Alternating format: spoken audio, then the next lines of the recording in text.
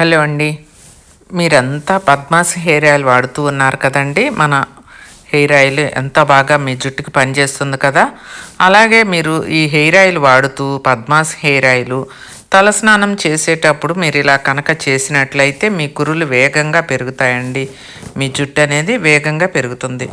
మీ జుట్టు ఆరోగ్యంగా ఉండాలని ఈ రోజుల్లో కొంతమంది అవిసె గింజల్ని తింటూ ఉంటారు కదా, జుట్టు ఆరోగ్యం కోసం. ఈ గింజలను తినటం వల్ల ఆరోగ్యంతో పాటు జుట్టుకు కూడా మేలు జరుగుతుంది.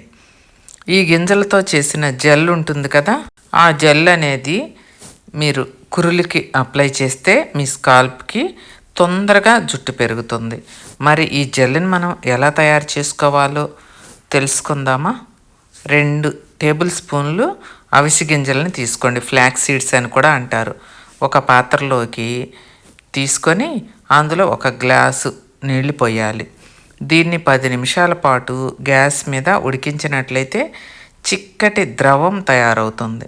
ఈ ద్రవాన్నే జెల్ అంటారు.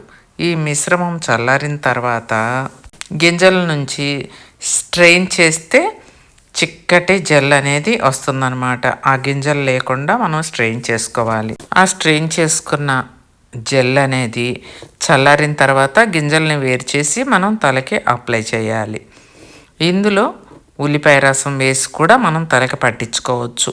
ఇలా చేసిన గంట తర్వాత తలస్నానం చేస్తే జుట్టు అనేది మీకు మృదువుగా ఉండటంతో పాటు చుండ్రును కూడా తగ్గించేస్తుందండి. ఇందులో ఉండే ఒమేగా ఫ్యాటీ యాసిడ్స్ జుట్టుని పెరిగేలాగా చేస్తాయన్నమాట.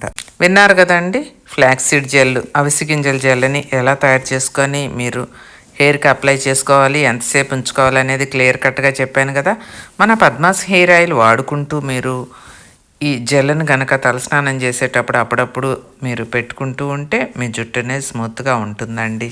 వీడియో నచ్చితే ఒక లైక్ చేసి ఛానల్ని సబ్స్క్రైబ్ చేసుకోండి.